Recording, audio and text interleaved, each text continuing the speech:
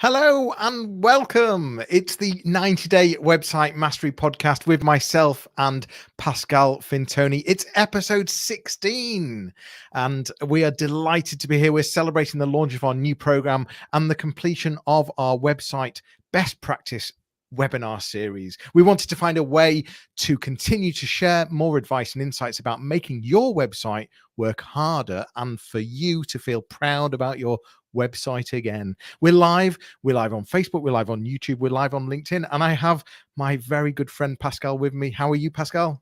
I'm very well, thank you very much. You just said episode 16. When you and I launched this series, we kind of said, well, once we run out of things to say, once we've covered all the questions, we'll stop. But it looks like it's such a vast project, right? We love website, you and I, we've been involved for decades, but I think it's because it's multifaceted. It's about the technical endeavor, but it's also business development. It's about audience engagement, it's an extension of customer service approach. It's just so rich that I can see this little series running for a while. We don't struggle for content, let's be honest, and we're both really passionate about this subject, and in fact we're just passionate about making websites look and act well for organizations, and for organizations to be able to feel proud of them, and so yeah, we're not going to run out of content, let's be honest. And it's an ever changing world, so there's always something new. So much so, each episode we have 4 segments. We have the You Ask, We Answer. We have website stories. We have the website engine room and the website call to action, where we suggest one change or adjustment that you should be making to your website right now, something really simple and easy that you could be doing. But we also always like to start with You Ask, We Answer, where we have a look at either a question that's been submitted by the community or where we've researched online, and Pascal finds something and then asks me about it. So we're going to start with You Ask, We Answer.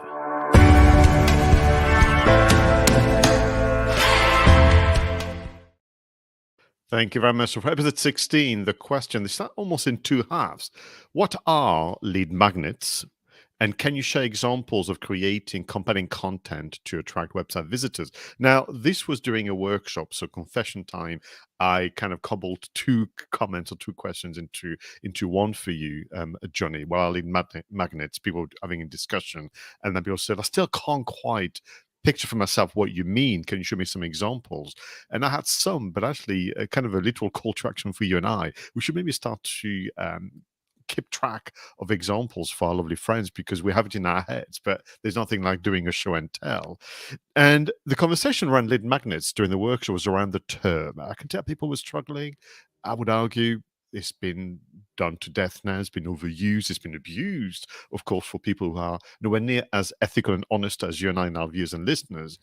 Because for me, the whole concept is, everybody knows about after-sales care. Typically, someone's already been one of your customers, have enjoyed the experience being looked after by you.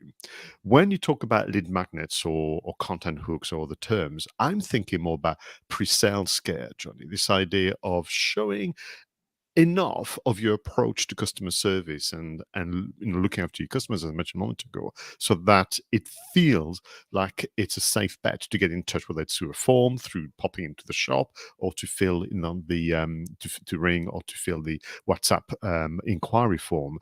What's your view on lead magnets to begin with as a term?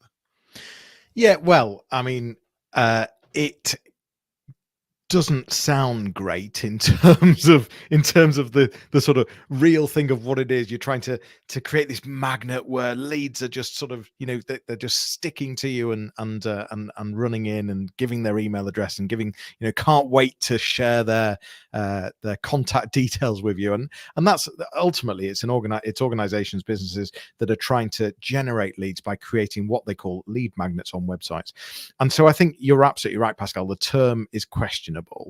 And also it doesn't really help the mindset in terms of what that content is, and I think that's possibly where you're coming from, and especially in the workshops that we deliver, we talk a lot about this. So I think it's more about the value. It's more about what value can you offer, and how can that value inevitably put someone in a position where they want to give you their contact details because there's a ton of value there, and all throughout you're demonstrating your expertise, you're demonstrating your thought leadership, you're demonstrating your awareness and your breadth of knowledge.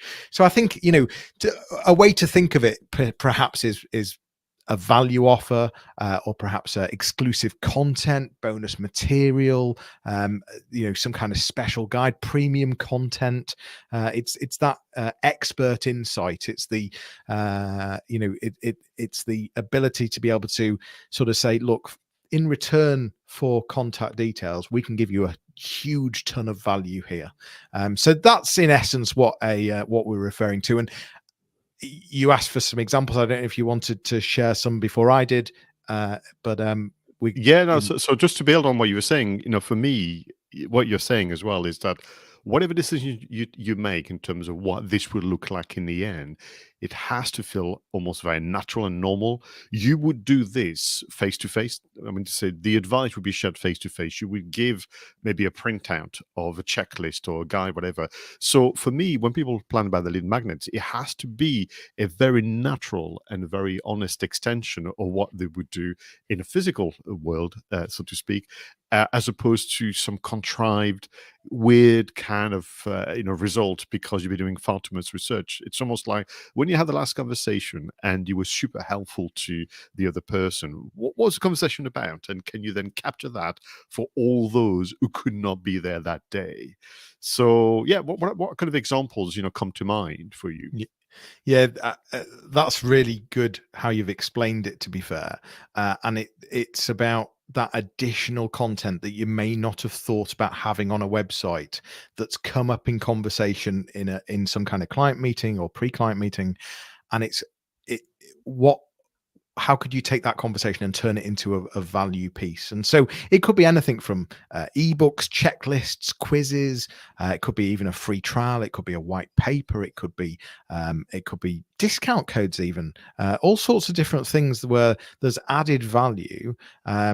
You see in a lot of cases where someone's developed some kind of calculator or some kind of planner or calendar or all sorts of different things, really. And sometimes you might include case studies into these to back up what you're saying. But it's about going back to helpful, resourceful content that's filled with value, loads and loads of value in there. And that goes back to really thinking about your value proposition. What is it you're offering clients that's going to help you stand out and be at the forefront of the products or services that you're offering?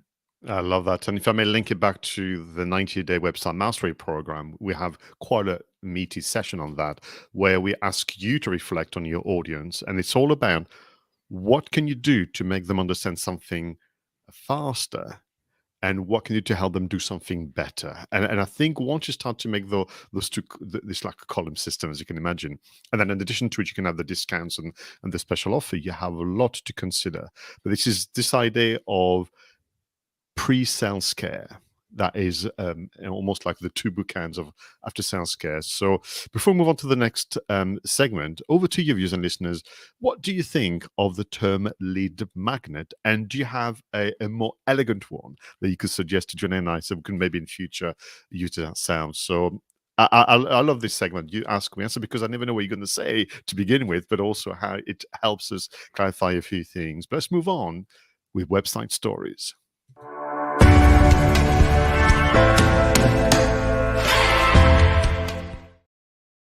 Now, in this segment, Jonny and I choose an article, a video, an infographic, an ebook, something we can help to review and react so that we can bring about some lessons about being a website marketer and owner in today's economy. So for this episode, Jonny, we've gone for a video, short video. Video was recorded for Moz.com. We are fond of that brand and platform. Jason Dodge was the speaker presenter, founder and CEO of such marketing firm Black Truck Media Plus Marketing. And the title is fascinating to me. The title is as follows: Making Industry Landing Pages Engaging for B2B Companies. And this is part of the Whiteboard Friday video series, which I know you're very fond of as well.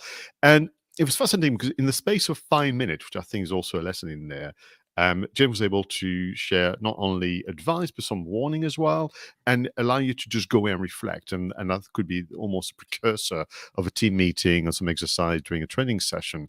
And this all to do with this kind of accepted wisdom that if you want to target and attract a particular sector, currently the practice by and large is about rushing headlong and creating a landing pages to show the world how much you know about that sector, the sector page or the industry page and so on. And Jason is kind of warning us about two things. One, typically those pages will not perform so well in search. So you're going to already put yourself in danger of being criticized for the poor performance of that page, because it is quite rare for future customers to search for themselves, if that makes any sense. And then the other thing, therefore, to watch out for is, even if you were lucky enough to get people to land on that page, all they're going to see is a summary about an industry they know all too well, if like they may know better than Probably you. more, yeah. So Jason's advice is great. So forget about this. Think more about this idea of the B2B landing page to facilitate the sales process, to start dealing with that customer journey, what he calls sales enablement. And quite simply saying, please understand that the reality is your B2B customers are looking for a solution to a problem. They're looking for a mirroring, a repetition of who they are and what they do. So really, for a B2B landing page to be engaging, Jason says, challenge yourself and ask yourself, to what degree do I understand my audience as humans to begin with, their challenges, their pain points, their wishes for the future? And so he goes on. So really what I would call, of course, the audience profiling or persona, and then find ways for that knowledge and that discovery and that findings of problems, solutions in our results to be present on that landing page, to make it engaging, to not use any other measures. So just closing on that, because I want people to go and follow the hyperlink in the show notes and watch the video, but get your reaction. Jason finishes with this, saying the B2B landing page is the virtual handshake that brings people in and make everything more engaging for your brand. Well, I think sectors are really important. However, I think the primary thing to focus on is the pain point, is what solution are you solving? What what pain point are you fixing? And it's only after that that someone's then thinking about the sector itself. So I think he's absolutely right in terms of, if you want a landing page to win and you want it to win really well, it has to talk in the right language. It has to straight away tap into what the problem is. What are they looking?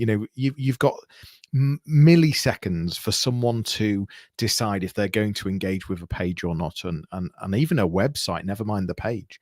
And so you've got milliseconds to grab the sort of the big pain point and to then filter them through some kind of funnel in terms of the content, in terms of that sector. How you introduce that sector content, instead of leading with sector content saying, we know everything about manufacturing, and there's someone reading this thinking, well, no, actually I know more than you.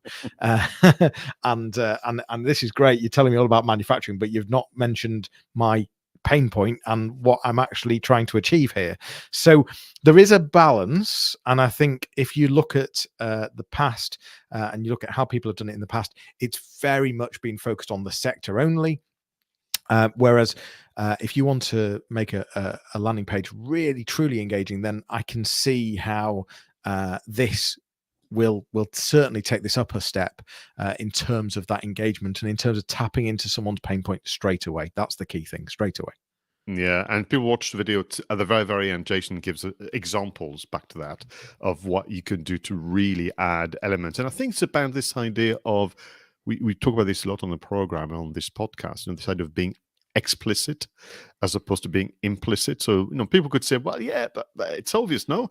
Well, you've got to express it, because ultimately it may well be that you're the fourth or the fifth website someone has visited, and this is the fourth and fifth time that they see a summary of their sector, and you're the only one There's even just mentioning the job title, the people that you deal with. You're the only one that's saying, and this is how we did what we did, and this is why we did it that way, because of that challenge and the need for that solution.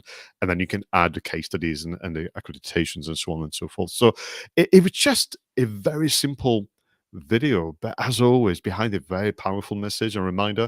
And I think for me, it's also what that I do a lot with my customers, Johnny, is about this idea of the website was launched maybe 6 months ago, a year ago, a bit longer, and to go back to the content and challenge yourself, saying, is it truly engaging, or is it just my first pass? This is like still the draft version of that website. I just went to the launch day and then had to get on with my day job and forgot a bit about it.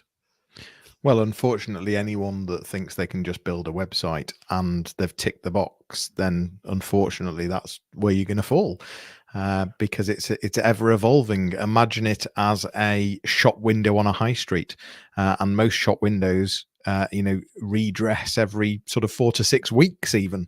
So, it's really important to keep your website fully up to date, but also on trend, on point, and in terms of really understanding your audience. So yeah, landing pages are especially if you're doing pay-per-click campaigns as well, you really need to tap into the issue straight away and really understand what that user is looking for, what that potential client, current client, whoever it might be in your community, what are they wanting immediately, and how can you address that straight away on a landing page? And then think of ways to give them that deeper content, to build that trust, to build the association deeper within the website, and sort of showcasing some of that on the landing page. But that key message has to be pain point focused. I would definitely agree. Yeah, and for those of you listening, watching, in thinking that seems like a hard thing to do or time consuming, it's actually a lot easier than you might think. Just join, go on the road or attend virtual calls with all your customer facing colleagues and just listen and take notes. I mean, literally, just half a day with your colleagues who are in conversation regularly with your customers will reveal so much more, and then you can add onto that keyword research and the rest. Well, on the subject of doing something, let's move on with our last two segments, and we're going to begin with the website engine room.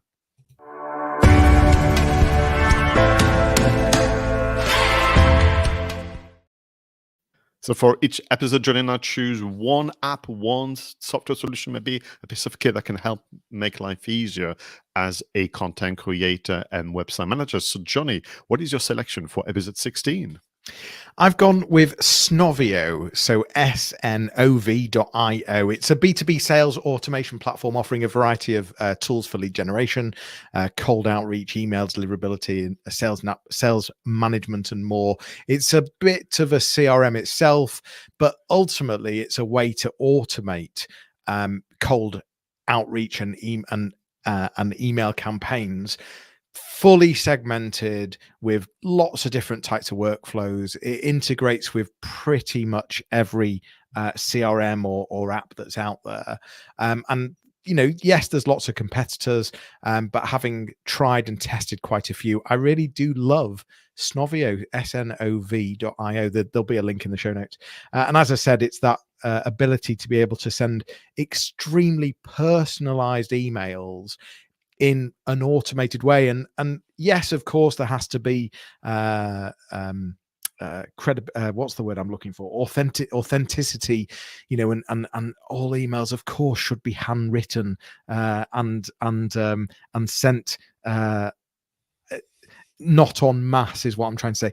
But the harsh reality is that organizations, depending on the number of leads they need or the number of inquiries they need, do have to find ways to automate these things. And this tool really helps achieve that.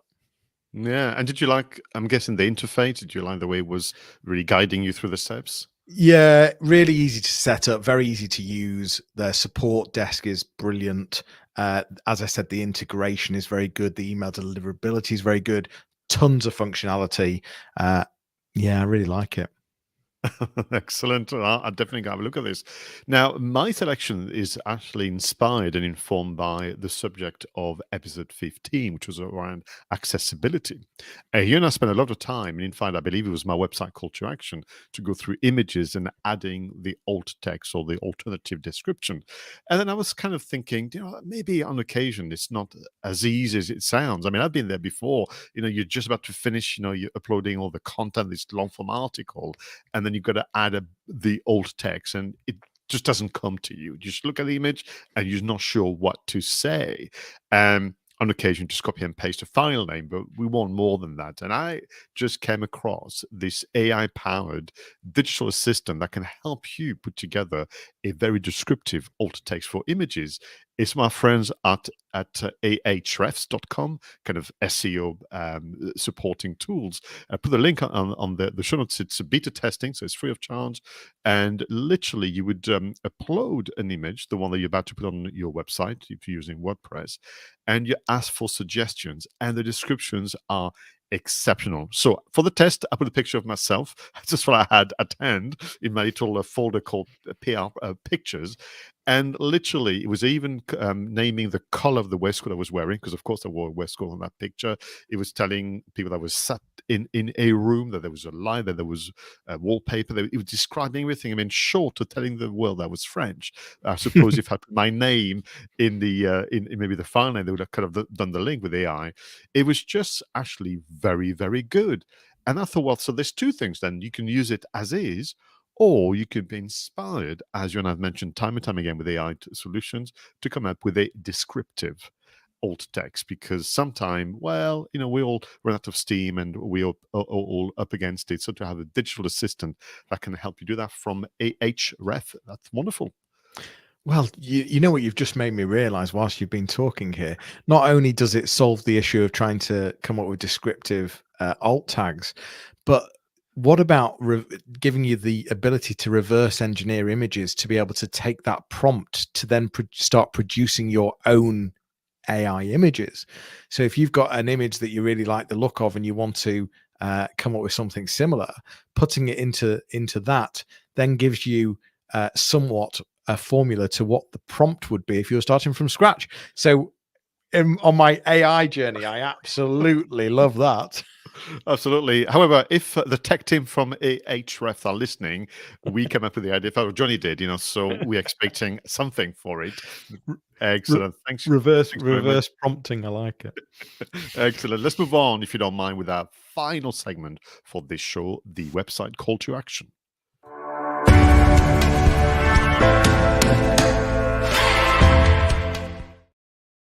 We like to wrap up the show with the one change, the one adjustment that can make a big difference to your website right now. Jonny, what is your call to action? I've gone for a really easy one this week, but really important as well, especially if you got it wrong. Your favicon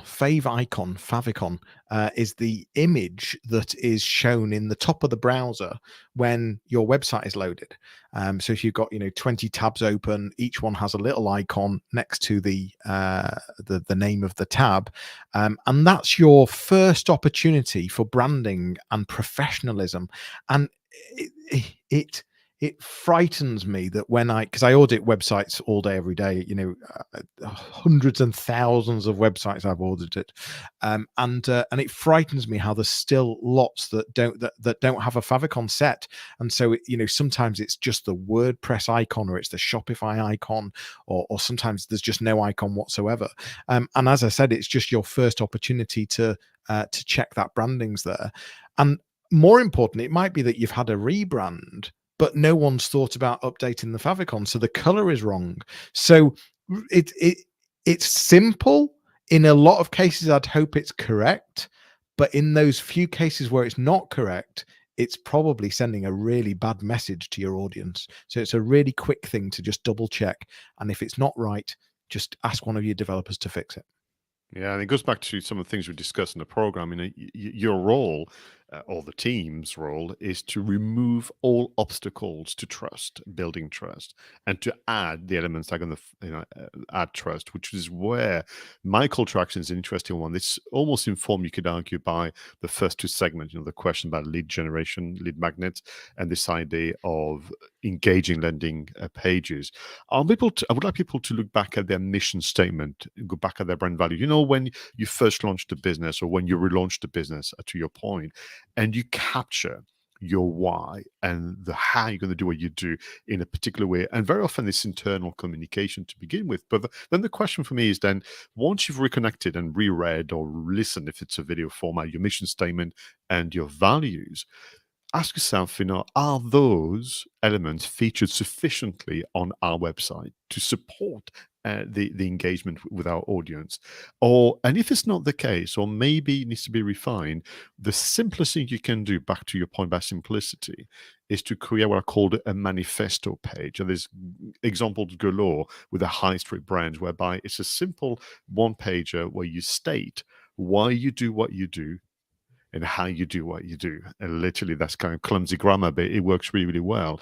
And it's almost like a rallying call for your staff, for your suppliers, for your contractors and the community. But it's also reassuring for your customers to understand that you're driven by a number of parameters, not just the bit about selling and sending boxes to people, or indeed turning up at their premises. So look back and think about this manifesto page. Your why is just so important. It helps tell the story. It helps you stand out. It helps you be different, and it brings the authenticity. And I must admit that when I first started out in business, I didn't really see the point. I didn't see the point of visions and values and missions and whys. And it's only with the sort of the experience that I've had over the years that it's really obvious the difference that can make. And yeah, Pascal's totally tapped into the right thing here in terms of, if you're going to create one, make sure you at least feature it significantly across the website. Make it really known. Make it stand out. Why, your values, your vision, your mission, what it is you're trying to achieve, and that's what's going to make the real difference. What another episode. We've covered lead magnets. So should you call them lead magnets? We want to know what you would call them. We were thinking, is it the value offer? Is it exclusive content? Is it premium content, insider resource? What do you think lead magnets should be called these days? And how could you create one? How could you give your best value by listening to what your customers are asking, by thinking about what you're talking about in meetings that you have, and turning that into a valuable piece of content? That's what we see as a lead magnet. We talked about landing pages, focusing on the pain points, not just the sectors, focusing more on the pain points, way more than the sectors. We've given you a couple of apps to look at. We've talked about the alt text for images, and we've talked about Snovio, the B2B sales automation. A quick couple of call to actions, the Favicon, and are you featuring your why sufficiently across your website? An all-round, full-packed episode yet again. Yeah, and I have no idea how we do this in less than half an hour. It's just not really our strong suit. We tend to want to expand on things, of course. But no, jesting aside, for me, the reflections around how important it is to accept that your audience literally are in charge of your website strategy, because every single important decision, every single simple adjustment to your website is informed by your audience, and by extension, the degree in which you understand your audience. Guys, girls, that is it for today. This was episode 16 of our new podcast series, the audio companion to the 90-day website mastery program. For more information, please visit 90daymarketingmastery.com, and you'll be able to book your discovery call with either myself and Pascal. We'll be back with another episode. In the meantime, feel free to send your questions, share your preferred app and links to your website once you've made the changes we spoke about. We would love to give you a shout out. It's bye for now, everyone, and we'll leave you with a fun video and audio montage whilst you go through your notes and actions. Take care. See you soon.